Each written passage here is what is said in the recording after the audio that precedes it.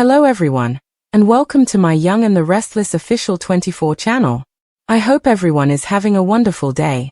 Before we begin, please hit the subscribe button and give this video a thumbs up. Claire Newman had always been careful about keeping her emotions under control in Genoa City, cultivating the image of the polite, wounded niece who was trying to rebuild her life after the chaos of her past. But in the days leading up to her sudden outburst, something inside her had been quietly boiling over: jealousy, fear, and the deep, unresolved rage she carried toward anyone who threatened the fragile web of connections she had built. When she overheard an intimate conversation between Nate Hastings and Victoria Newman in the quiet, dim corner of Newman Media's executive lounge, every restraint she had meticulously maintained began to crumble. Victoria's voice was soft but warm, and Nate's was steady with a flirtatious undertone, their laughter lingering in the air like an invisible betrayal to Claire's carefully curated sense of control.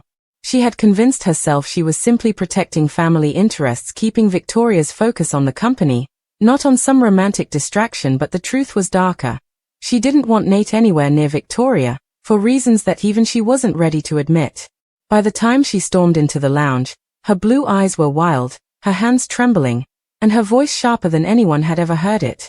"This stops now," she snapped, the tension in the room shifting instantly. Victoria, stunned, tried to smile it off, asking Claire if everything was okay, but Claire stepped closer, her tone low and almost dangerous. "No, it's not okay. You," she pointed at Nate with a trembling hand, "and you," her gaze cut to Victoria, "are not allowed to fall in love. Do you hear me?" The demand was so abrupt, so out of character, that Victoria's expression flickered from confusion to disbelief, while Nate frowned, his voice calm but edged with warning as he told her she was out of line. But Claire didn't flinch. She doubled down, her voice breaking into something raw and unstable. She accused Nate of having ulterior motives, of using Victoria's feelings to gain power within Newman Enterprises, of manipulating her in ways Victoria couldn't see because she was blinded by attraction. The more Nate tried to interject, the more frenzied Claire became, dredging up half-truths and exaggerations from his past, painting him as a man incapable of loving anyone without a hidden agenda. Victoria tried to reason with her, insisting that she and Nate's relationship, whatever it was none of Claire's concern, but that only fueled Claire's panic.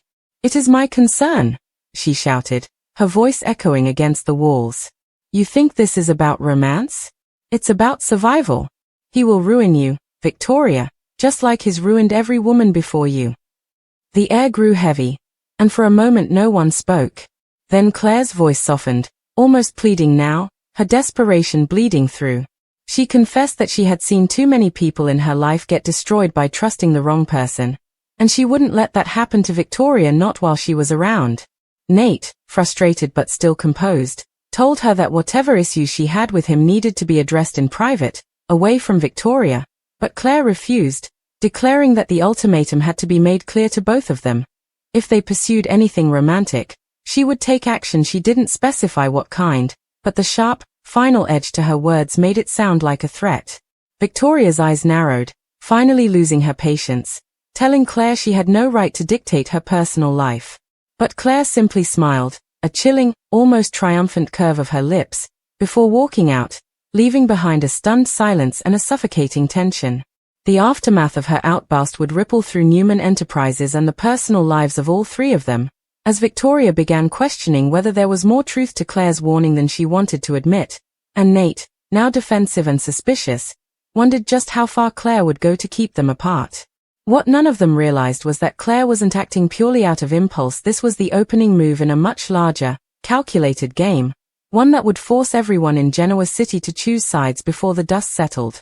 The door to the executive lounge swung shut behind Claire with a heavy thud, but the tension she left behind stayed thick in the air. Victoria sat frozen for a beat, her nails lightly tapping against the armrest of the leather chair, trying to process what had just happened.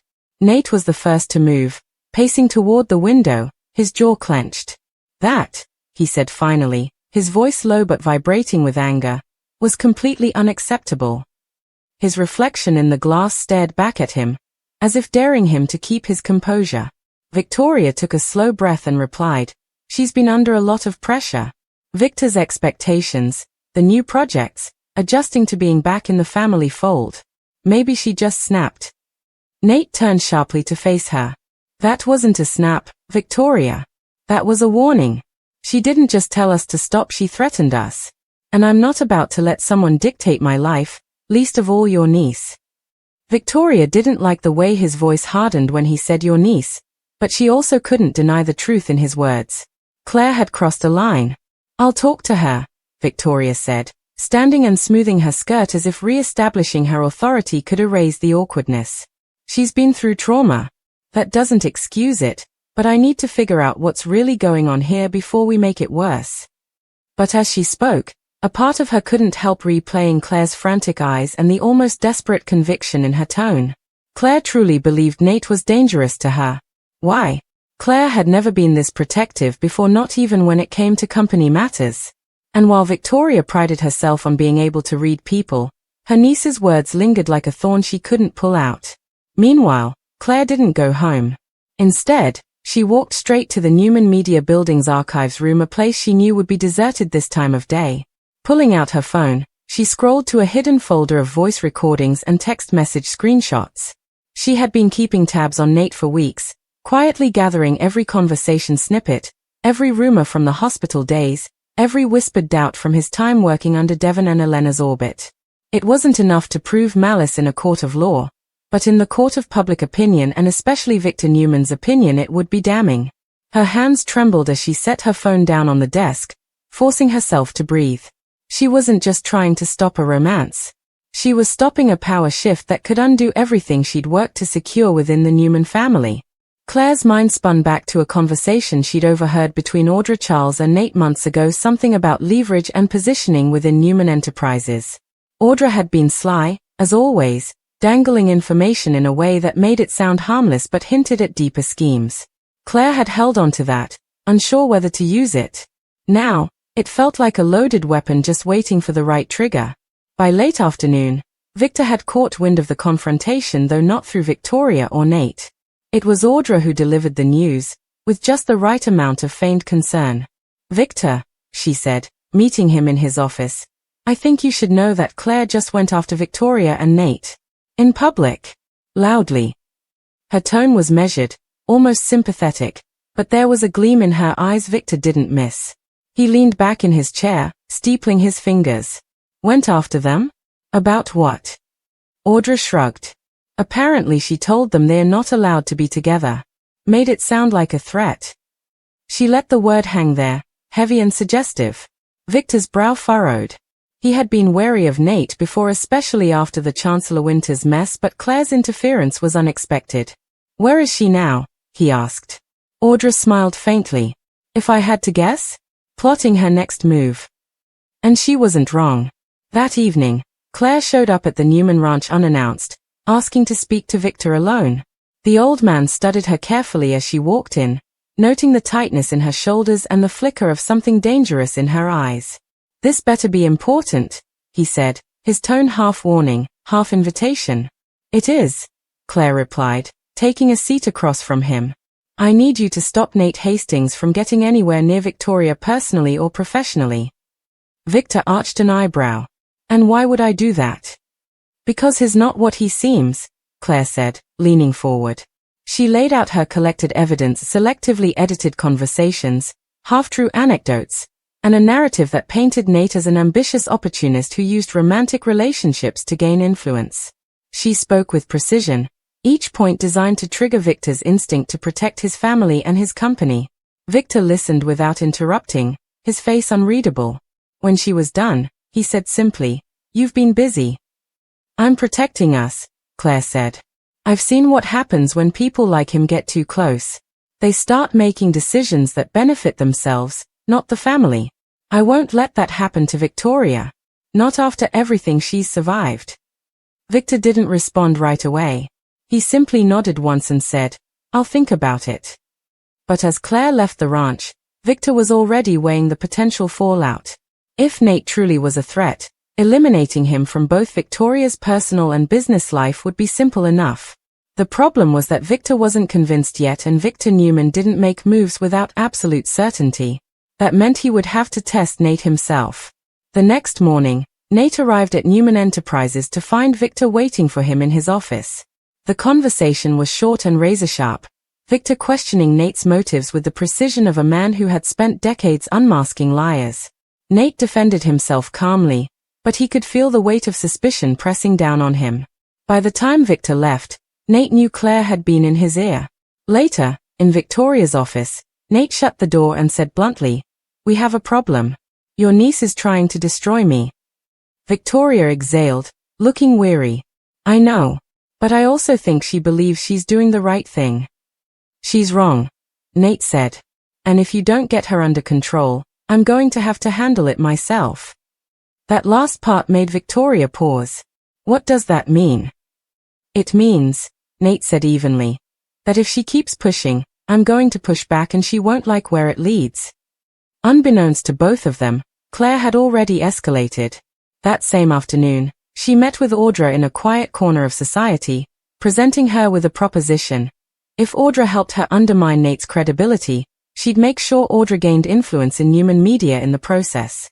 Audra, ever the opportunist, didn't agree outright, but she didn't refuse either.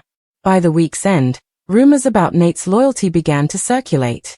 Small things at first, questions about his decisions, whispers about his ambition, but they spread fast in Genoa City's tight-knit corporate circles. Victoria was furious when she realized Claire was behind it, confronting her in the hallway outside her office. "You think you're protecting me, but you're not," Victoria snapped. "You're sabotaging me." "No," Claire said calmly. "I'm saving you from a mistake that could cost you everything." "That's not your decision to make," Victoria shot back. Claire's expression hardened. "If you won't see the truth, then I'll make you see it." And with that, she walked away, her plan already shifting into its next phase, a move that wouldn't just target Nate's career, but his personal life, exposing vulnerabilities he thought no one in Genoa City knew about. What Claire didn't anticipate, however, was that Nate wasn't going to play defense forever. By the time she launched her next strike, Nate would be ready and the battle between them would pull the entire Newman family into a war they couldn't ignore. The weekend passed with an eerie calm in Genoa City, one of those still stretches before a storm, when everyone senses something's brewing but can't pinpoint exactly what. Claire spent most of it in her apartment, pacing like a caged animal. Her apartment was immaculate, but the kitchen counter was littered with printouts, scribbled notes, and USB drives. Each one was a piece of her anti-Nate campaign, meticulously curated to look less like an emotional vendetta and more like a legitimate corporate threat report. Still, the more she stared at her growing collection, the more she knew she was going to have to go further. Victor's "I'll think about it" wasn't good enough. She needed him on her side, fully, with no room for doubt. By Monday morning, Victor had already been quietly digging. He didn't tell Victoria or Nate, but he tasked Michael Baldwin with discreetly reviewing Nate's past moves, his hospital resignation, his time at Chancellor Winters, his role in Devon's disputes, and his more recent corporate climbs. Michael, being thorough and shrewd, returned with a report that could be interpreted two ways. Nate had either been an adaptable professional navigating difficult waters, or an opportunist who moved wherever the wind of power blew strongest. Victor read the report in silence, his mind ticking through the possibilities. Claire's evidence had been selective. Michael's was neutral. But Victor Newman didn't rely on reports alone. He believed in pressure tests. If Nate truly had questionable loyalty, Victor would create a situation to prove it. That same day, he summoned both Nate and Claire to the ranch, but separately, and without telling either one the other would be there. Nate arrived first, expecting perhaps a discussion about new projects. Instead, Victor leaned forward at his desk and said, "I'm giving you an opportunity. There's a position opening at Newman Media, a top one. You'd have control over some highly sensitive operations, but it would mean working directly under Claire." Nate hesitated. He could hear the trap in the offer. "You're asking me to take orders from someone who's actively trying to undermine me." Victor's expression didn't shift. "I'm asking if you're capable of working with someone you don't trust, because that's the business we're in. You say you're loyal to this family? Prove it." Before Nate could answer, the sound of heels clicking down the hallway announced Claire's arrival. The door opened, and her eyes went wide seeing Nate there. "What is this?" she asked sharply. Victor gestured to the chairs. "Sit. Both of you." They obeyed, though neither looked at the other. You two have a problem, Victor said simply. And I don't tolerate problems inside my family or my company. You'll either find a way to work together, or I'll remove the one who's the problem. Claire's mind raced. This was supposed to be about getting Nate out, not about Victor putting her on the chopping block. Victor, she started, but he held up a hand. No arguments. I'll know soon enough who I can trust. The meeting ended abruptly, leaving Claire and Nate in a silent, tense walkout to the driveway. Once outside, Nate finally spoke. You've been coming after me for weeks. Now you've got your chance to work side by side with me. You better be careful what you wished for. Claire didn't miss a beat. You better be careful what you hide. The next few days at Newman Media were a battlefield in disguise. To the rest of the office, Claire and Nate's interactions were polite, if stiff. Behind closed doors, every conversation was a subtle power play, Claire forgetting to forward him critical emails until the last minute, Nate deliberately rerouting decisions through Victoria instead of her, both of them quietly cataloguing each other's moves for ammunition. Victoria, caught in the middle, tried to keep the peace. She even invited both of them to a private dinner at Society, thinking maybe breaking bread would help thaw the ice. It backfired spectacularly. Halfway through the meal, Nate excused himself to take a call. While he was gone, Claire leaned in toward Victoria, her voice low and urgent. You can't keep pretending this is normal. He's dangerous, Victoria. Not in the obvious way, but the kind where he'll make you trust him, and then one day you'll wake up and realize he's been steering your life for months without you noticing. Victoria set down her wine glass, her patience wearing thin. And what exactly makes you the authority on who I should love or trust? Claire's gaze was intense. Because I know what it's like to be manipulated. I've lived it. And I can see it in him. Victoria's lips pressed into a tight line. Or maybe you're just projecting your own fears onto me. You've been through hell, Claire, but that doesn't give you the right to run my life. Nate returned to the table just in time to sense the frost between them. The rest of the meal was tense, ending with Victoria leaving early and both Nate and Claire feeling like they'd each scored small, invisible points in a war that was far from over. But Claire wasn't satisfied with slow victories anymore. That night, she called Audra again, arranging a clandestine meeting at the Grand Phoenix. She laid out her next move, feeding Nate a piece of false but tempting information about a possible acquisition, something that would look like an opportunity to impress Victor but was actually designed to make him appear reckless and impulsive. Audra smirked, seeing both the risk and the entertainment value, and agreed to help. The trap was set. 2 days later, Claire casually mentioned the acquisition lead to Nate during a coffee run, making it sound like something she'd overheard in passing from a contact. Nate, curious, began looking into it. The bait worked. He saw potential and brought it to Victor, who immediately recognized it as a setup. Instead of confronting Nate, Victor called Claire into his office. You think you're clever, he said, his voice like cold steel. Setting traps. Feeding false information. I told you I'd find out who the problem was. You just made my job easier. Claire's stomach dropped. She tried to spin it, claiming she was testing Nate herself, proving his ambition outweighed his judgment. But Victor didn't look convinced. Be very careful, Claire, he warned. I protect my family, but I don't protect those who make themselves a liability. For the first time since this began, Claire felt the ground shift under her feet. She left the ranch with her composure intact, but inside, panic brewed. She had miscalculated. Victor wasn't fully on her side. And if he decided she was more trouble than she was worth, she'd lose not just her place in the company, but the fragile acceptance she'd fought so hard to build in the Newman family.